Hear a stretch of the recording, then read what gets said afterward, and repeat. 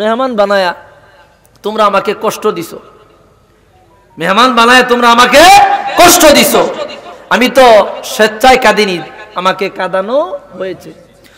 খুদা জানে कैसे है मेज़बानी 72 प्यासों कई बंद पानी मुक़द्दर में है हो ज़े कौसर का पीना मैं प्यासा लगी हो पिलाया गया हो मुझे को फवालो मुसाफिर न समझो मैं आया लगी हो बुलाया गया हो। ঠিক কিনা বলেন?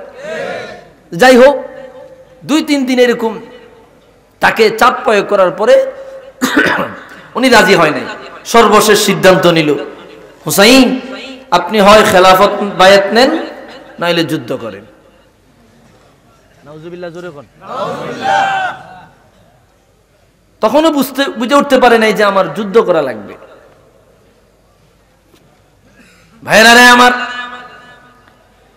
হুসাইন শহীদ বলল রে উবাইদুল্লাহ বিন জিয়াদ, আমি তো যুদ্ধের প্রিপারেশন নিয়ে আসি নাই, আমি যুদ্ধের প্রস্তুতি নিয়ে আসি নাই, তোমরা দাওয়াত দিয়েছো বিদায় এসেছি। যদি যুদ্ধের প্রস্তুতি নিতাম, তোমরা যদি সৈন্য আনো 1 লাখ, আমি মক্কা মদিনা থেকে সৈন্য আনতে পারতাম 2 লাখ। কি কথা বলেন না কেন? আরো জোরে বলেন ঠিক কিনা? আমি তো প্রস্তুতি নেই নাই, আমি তো জানি তোমরা বায়াত নিবে, এলাই আসছি। 72 জন আমার সদস্য যারা আছে এগুলো লিয়ে আইছি। কি কথা ঠিক আছে নি? যদি আমি যুদ্ধের প্রিপারেশন নিয়া মক্কাতুল মুকাররমা থেকে কুফায় আসতাম, আমি রাসূলুল্লাহর নাতি রে, আমি রাসূলুল্লাহর কলিজার টুকরা, যার ব্যাপারে রাহমাতুল লিল আলামিন এত চমৎকার কথা বলে গিয়েছে, এত শানদার কথা বলে গিয়েছে, মান হাব্বা হুসাইনান ফাকাদ হাব্বানি।